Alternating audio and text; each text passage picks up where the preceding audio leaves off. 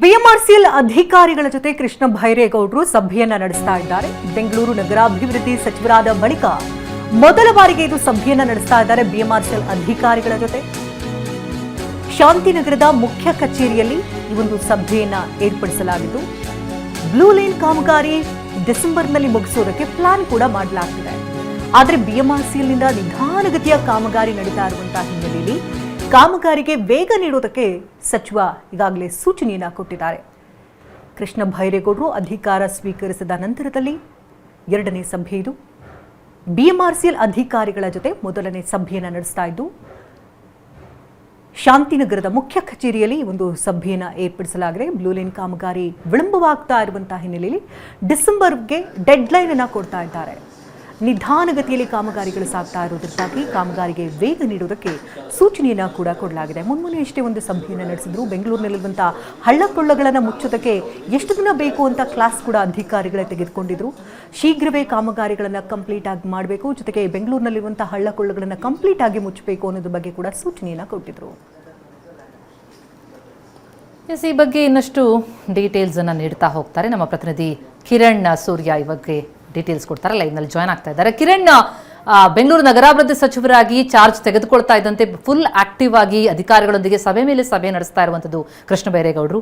GB ಅಧಿಕಾರಿಗಳ ಜೊತೆ ಆಯಿತು, ಈಗ ಬಿಎಂಆರ್ಸಿಎಲ್ ಅಧಿಕಾರಿಗಳ ಜೊತೆಗಿನ ಸಭೆಯಲ್ಲಿ ಪ್ರಮುಖವಾಗಿ ಏನೆಲ್ಲ ವಿಚಾರಗಳನ್ನ ಪ್ರಸ್ತಾಪಿಸುವಂತದ್ದಿದೆ, ಹಾಗೆ ಯಾವ ರೀತಿಯಲ್ಲಿ ಚುರುಕು ಮುಟ್ಟಿಸ್ತಾ ಇದ್ದಾರೆ ಅಂತ?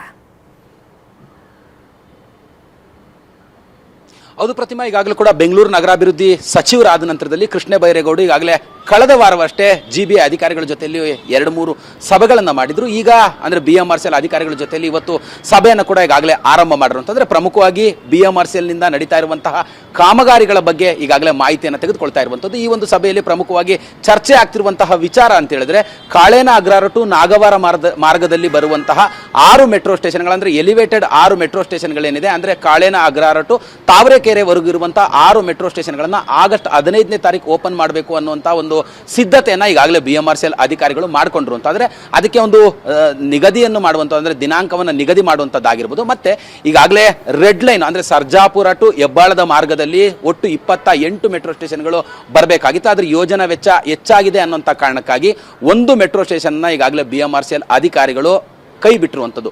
ಇದು ಒಂದು. ಎರಡನೇದಾಗಿ ಈಗಾಗಲೇ ಜೆಪಿ ನಗರ 4ನೇ ಹಂತದಿಂದ ಕೆಂಪಾಪುರದವರೆಗೂ ನಿರ್ಮಾಣ ಮಾಡಲಿಕ್ಕೆ ಮುಂದಾಗಿದ್ದಂತಹ ಅಂದ್ರೆ ಡಬಲ್ ಡೆಕ್ಕರ್ ಕಮ್ ಮೆಟ್ರೋ, ಈ ಒಂದು ಕಾಮಗಾರಿಯ ಬಗ್ಗೆ ಕೂಡ ಈಗಾಗಲೇ ಅಧಿಕಾರಿಗಳಿಂದ ಒಂದು ಮಾಹಿತಿಯನ್ನು ಪಡ್ಕೊಳ್ತಾ ಇರುವಂತ. ಅಂದ್ರೆ ಈ ಹಿಂದೆ ಕೂಡ ಕೃಷ್ಣ ಬೈರೇಗೌಡರು ಸಚಿವರಾಗಿದ್ದಂಥ ಕಂದಾಯ ಸಚಿವರಾಗಿದ್ದಂಥ ಸಂದರ್ಭದಲ್ಲಿ ತಮ್ಮ ಸ್ವಕ್ಷೇತ್ರದಲ್ಲೇ ನಡೀತಿದ್ದಂತಹ ಬಿಎಂಆರ್ಸಿಎಲ್ ಕಾಮಗಾರಿ ಬಗ್ಗೆ ಒಂದಷ್ಟು ಅಸಮಾಧಾನವನ್ನು ಕೂಡ ವ್ಯಕ್ತಪಡಿಸಿದ್ರು. ಬಿಎಂಆರ್ಸಿಎಲ್ ಅಧಿಕಾರಿಗಳಿಗೆ ಒಂದಷ್ಟು ತರಾಟೆಯನ್ನು ಕೂಡ ತೆಗೆದುಕೊಂಡಿದ್ರು. ಕಾರಣ ಏನಂತ ಹೇಳಿದ್ರೆ, ತುಂಬಾ ನಿಧಾನಗತಿಯ ಕಾಮಗಾರಿ ನಡೀತಾ ಇದೆ, ವರ್ಷಗಟ್ಟಲೆ ತೆಗೆದುಕೊಳ್ತಿದ್ದಾರೆ, ಮೆಟ್ರೋ ಕಾಮಗಾರಿಗಳು ಆರಂಭವಾಗಿ ಮುಕ್ತಾಯವಾಗಲಿಕ್ಕೆ ಅನ್ನುವಂಥ ಒಂದು ಅಸಮಾಧಾನ, ಆಕ್ರೋಶವನ್ನು ಕೂಡ ವ್ಯಕ್ತಪಡಿಸಿದ್ರು.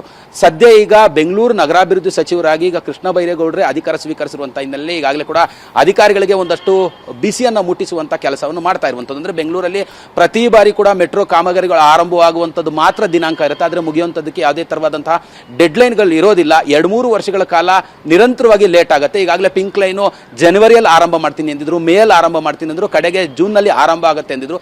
ಈಗಾಗಲೇ ಜೂನ್ ತಿಂಗಳು ಮುಗಿತಾ ಬರ್ತಾ ಇರುವಂಥದ್ದು. ಇನ್ನೂ ಕೂಡ ಪಿಂಕ್ ಲೈನ್ ಮೆಟ್ರೋ ಕಾಮಗಾರಿ ಮುಗಿದಿಲ್ಲ. ಒಂದು. ಎರಡನೇದು ಈಗಾಗಲೇ ಆಗಸ್ಟ್ ನಲ್ಲಿ ಓಪನ್ ಮಾಡ್ತೀವಿ ಅನ್ನೋ ಒಂದು ಮಾಹಿತಿಗಳನ್ನು ಹೇಳ್ತಾ ಇದ್ರು ಕೂಡ, ಆದರೆ ಇನ್ನೊಂದಷ್ಟು ಕಾಮಗಾರಿಗಳು ಕೂಡ ಬಾಕಿ ಇರುವಂತ ಹಿನ್ನೆಲೆ ಈಗಾಗಲೇ ಕೂಡ ಕೃಷ್ಣ ಬೈರೇಗೌಡರು ಅಧಿಕಾರಿಗಳ ಜೊತೆಯಲ್ಲಿ ಒಂದು ಸಭೆಯನ್ನು ಕೂಡ ಮಾಡ್ತಾ ಇರುವಂತದ್ದು. ಈ ಒಂದು ಸಭೆಯಲ್ಲಿ ಯಾಕೆ ಕಾಮಗಾರಿ ನಿಧಾನವಾಗ್ತಿದೆ, ವೇಗವಾಗಿ ಕಾಮಗಾರಿಗಳನ್ನ ಮುಗಿಸಿ ಅನ್ನುವಂತಹ ಈಗಾಗಲೇ ಸೂಚನೆಯನ್ನು ಕೂಡ ಕೊಡುವಂತಹ ಒಂದು ಸಿದ್ಧತೆಗಳು ಮತ್ತೆ ಮಾಡ್ಕೊಳ್ತಾ ಇರುವಂತದ್ದು.